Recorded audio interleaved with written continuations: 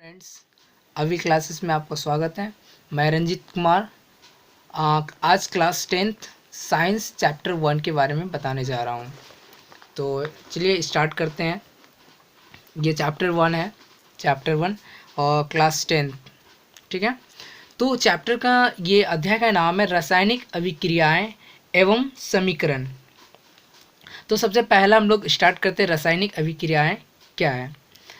जब दो या दो से अधिक अभिकारक अभिक्रियाएं करके एक या एक से अधिक उत्पाद बनाते हैं तो यह रासायनिक अभिक्रियाएं कहलाती है। ऐसे देखते हैं कि मतलब कि यहाँ पे जो बोल रहे हैं दो या दो से अधिक अभिकारक, यहाँ पे जैसे हम लोग दो लिए हैं, से एक मैग्नीशियम और दूसरा आप ऑक्सीजन लिए। ये दोनों क्या है, आपका अभिकारक है और ये दोनों संयुक्त होके मतलब जुड़ के एकल बनाता है, मतलब एक उत्पाद बनाते हैं। जैसे कि यहाँ पे दिख रहा है आपको मैग्नीशियम ऑक्साइड, या एक से ज़्यादा भी बना सकते हैं। तो इस प्रकार की जो अभिक्रियाएं कहला होगी तो इसे कहते हैं रासायनिक अभिक्रियाएं। तो एक क्वेश्चन आता है कि रासायनिक अभिक्रिया जो हुई है तो हमें कैसे पता चलेगा कि ये रासायनिक अभिक्रिया हुई है। तो इसके लिए हम लोग निम्न परीक्षण से हमें निर्धारित कर सकते हैं कि रासायनिक अभिक्रियाएं हुई है। तो कैसे, जैसे कि पहले हम बोलते हैं अवस्था में परिवर्तन।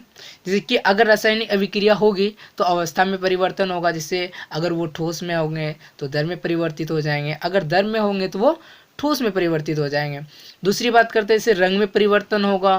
जैसे रंग में परिवर्तन, जैसे लाल है तो नीला हो जाएगा, नीला है तो लाल हो जाएगा, और भी कोई कलर हो सकता है। फिर इसमें गैस का निकास, मतलब गैस उससे निकलेगा।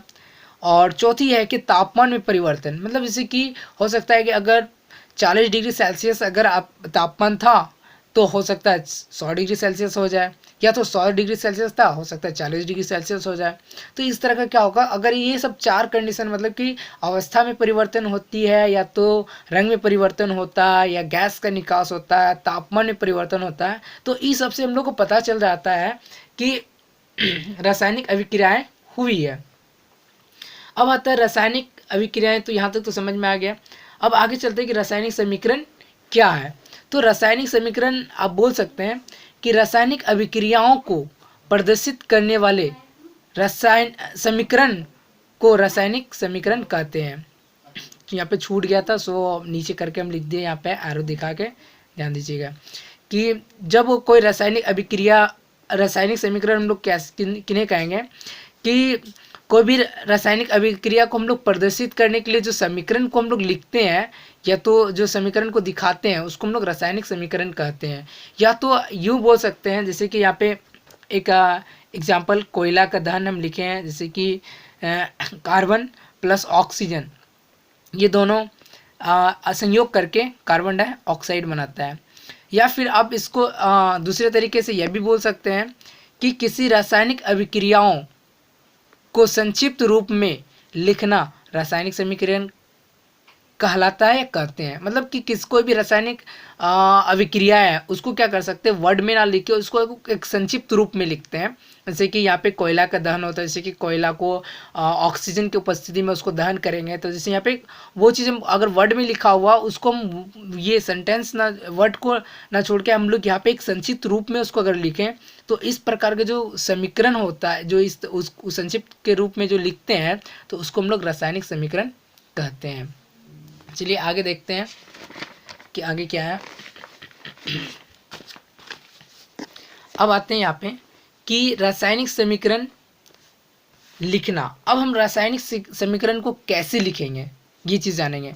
जैसे कि हमारे पास यहाँ पे एक एग्जांपल दिया है, जैसे मैग्नीशियम प्लस ऑक्सीजन और मैग्नीशियम ऑक्साइड बनाता है, ठीक है। तो इसको कैसे लिखेंगे, इसका लिखने का क्या तरीका है। तो सबसे पहले यहाँ पे देखिए लिखने का तरीका ये है कि पहला कि रासायनिक समीकरण लिखते समय अभिकारकों को बाईं ओर प्लस का चिन्ह लगाकर लिखते हैं। मतलब कि ये जो अभिकारक है, तो लिखते समय हम लोग को ये ध्यान में देना होगा कि जो अभिकारक को हम लोग लिख रहे हैं, तो जैसे कि अभिकारक मैग्नीशियम और ऑक्सीजन है, ये दोनों को आपको क्या करना है, प्लस चिन्ह लगा के, मतलब यहाँ पे एक प्लस चिन्ह लगा के इसको बाईं ओर लिखना है। और अभिकारकों का उत्पाद में परिवर्तन को एक तीर के द्वारा दर्शाया जाता है। दूसरा कंडीशन क्या है, दूसरा क्या है कि आप जो ये अभिकारक को हम लिखें और ये अभिकारक और जो उत्पाद है, ये दोनों के बीच में क्या है, एक तीर के निशान के द्वारा हम लोग दिखाते हैं। इससे पता क्या चलता है कि जो अभिक्रिया, इससे पता चल रहा है कि अभिक्रिया किधर से किधर हो रही है, तो बाईं ओर से दाईं ओर हो रही है, ठीक है। और उत्पाद को जो दाईं ओर, उत्पाद को दाईं ओर प्लस चिन्ह लगा के प्रदर्शित करते हैं। तो ये 3 कंडीशन जो कि आपको याद रखना है जब रासायनिक समीकरण लिखते हैं। तो हम तो आपको यहाँ पे 2 एग्जांपल दे दिए, जैसे बाएं ओर में लिखें Mg प्लस O2 2MgO, एक और दिए जैसे कि Zn प्लस H2SO4 और फिर Zn SO4 प्लस H2O। तो ये हम लोग 2 जाने, मतलब कि इस 3 कंडीशन को हम लोग को हमेशा ध्यान में रखना रासायनिक समीकरण लिखते समय। अगला आता है कि रासायनिक अभिक्रियाओं के प्रकार, मतलब कि रासायनिक अभिक्रियाओं के कितने प्रकार हैं। तो रासायनिक अभिक्रियाओं के प्रकार देखें तो एक है संयोजन अभिक्रिया, दूसरा है वियोजन अभिक्रिया, तीसरा है विस्थापन अभिक्रिया, चौथा है द्विविस्थापन अभिक्रिया, पांचवा है रेडॉक्स अभिक्रिया। और इनको हम उपचयन, अपचयन और उपचयन भी कहते हैं, जो कि काफ़ी इंपॉर्टेंट है एग्जाम व्यू के लिए ये सब।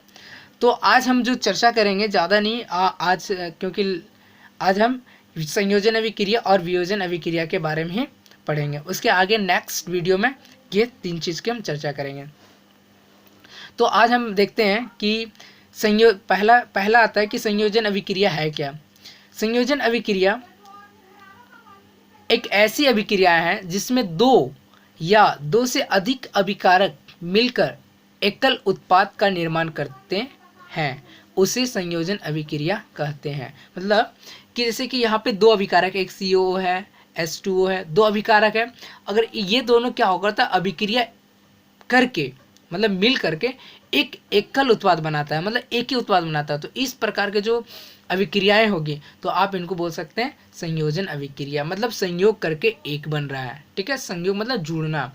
और दूसरा जैसे कि हम 3 एग्जाम्पल दिए हैं, जैसे कार्बन प्लस ऑक्सीजन, तो CO2 कार्बन डाइऑक्साइड बनाएगी।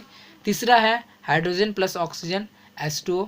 3 एग्जाम्पल अगर आपके एग्जाम में अगर एग्जाम्पल भी पूछे तो कम से कम 3 दे दिए तो कम से कम आप लिख सकते हैं। 1 या 2 पूछता है, ज़्यादा नहीं। चलिए हम आगे देखते हैं।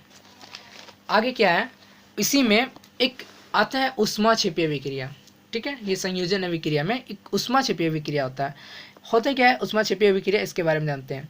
तो कहता है ऐसी अभिक्रिया है जिसमें उत्पाद निर्माण के साथ साथ उष्मा भी उत्पन्न होती है, उन्हें उष्मा क्षेपी रासायनिक अभिक्रिया कहते हैं। मतलब कि यहाँ पे जब ऐसी अभिक्रिया, जब कि अभिक्रिया होगी तो अभिक्रिया होने के साथ साथ क्या होगा, उष्मा भी वो उत्पन्न करेगी। तो ऐसी अभिक्रिया को हम लोग उष्मा क्षेपी अभिक्रिया कहते हैं। जैसे कि प्राकृतिक गैस का दहन, जैसे कि ये मीथेन है, मीथेन प्लस ऑक्सीजन, ये दोनों को अगर ये संयोग करता है तो CO2 प्लस H2O और ऊर्जा, ये जो ऊर्जा निकल रही है ना, तो मतलब कि अभिक्रिया के साथ साथ जो होता है उष्मा भी उत्पन्न होती है। तो इस प्रकार के अभिक्रिया को आप उष्मा क्षेपी अभिक्रिया कह सकते हैं। दूसरा श्वसन की, तो 2 एग्जाम्पल जैसे ग्लूकोज प्लस O2, उसके बाद CO2 प्लस H2O प्लस ऊर्जा ये निकल रही है, ये आपका उष्मा क्षेपी अभिक्रिया थे। अब आते हैं वियोजन अभिक्रिया। वियोजन अभिक्रिया क्या है? वियोजन अभिक्रिया ऐसी अभिक्रिया जिसमें एकल अभिकारक टूटकर एक से अधिक उत्पाद बनाता है, उसे वियोजन अभिक्रिया कहते हैं। मतलब कि इसमें क्या होता है, एक एकल उत्पाद है, मतलब कि एक कोई बड़ा सा टुकड़ा, उसको अगर हम लोग मतलब उसको छोटे छोटे टुकड़े में बांटना, तो वियोजन मतलब क्या होता है, टुकड़ा करना, मतलब बांटना या मतलब टूट जाना। तो यहाँ पे जैसे होता है, जैसे कि एकल उत्पाद है FeSO4, ये टूट के क्या होता है जिसमें उसमें हिट करने के बाद क्या होगा, Fe2SO3 प्लस SO2 में ये टूट जाएगा, विखंडित हो जाएगा। तो इस प्रकार का अभिक्रिया को हम लोग वियोजन अभिक्रिया करते हैं। फिर देखते हैं CaCO3 उष्मा देने के बाद CaO प्लस CO2 में ये विखंडित हो जाएंगे। मतलब कि ये क्या होगा, एक था, एक से टूट के 2 हो गया या 2 से ज़्यादा बन जाएगा। तो इस प्रकार के अभिक्रिया को वियोजन अभिक्रिया कहेंगे। और इसमें एक आता है ऊष्माशोषी अभिक्रिया, इस अभिक्रिया में क्या था, ऊष्माक्षेपी का अपोजिट है। ऐसी अभिक्रियाएं जिसमें अभिकारकों को तोड़ने के लिए ऊर्जा की आवश्यकता होती है। इसमें क्या होता है, अभिकारकों को तोड़ने के लिए इसमें ऊर्जा की आवश्यकता होती है, तो इन्हें ऊष्माशोषी अभिक्रिया करते हैं। ऊर्जा को क्या करता है, ये शोषण करता है तोड़ने के लिए, तो इसको ऊष्माशोषी अभिक्रिया कहते हैं। जैसे कि AgCl, ठीक है, तो Ag प्लस Cl बनाएगा, फिर AgBr, इसको Ag प्लस Br2 बनाएगा। तो ये चीज़ आपको क्या होगा, इसमें ऊर्जा का क्या होगा, शोषण हो रहा है, मतलब ऊर्जा को ये एब्जॉर्ब कर रहा है, ठीक है। लेकिन वही चीज़ हम यहाँ पे ऊष्माक्षेपी में बात करें, ऊष्माक्षेपी में, तो यहाँ पे क्या हो रहा है, ऊर्जा उत्पन्न हो रही है ये, और इसमें ऊर्जा ये ले रही है, और इसमें ऊर्जा आपको बोल सकते हैं ये उत्पन्न कर रही है। तो ये दोनों में एक दूसरे में अपोजिट है, और उसी तरह संयोजन और वियोजन में अपोजिट है, ठीक है। आज यहीं पे समाप्त करते हैं, और नेक्स्ट वीडियो में इसके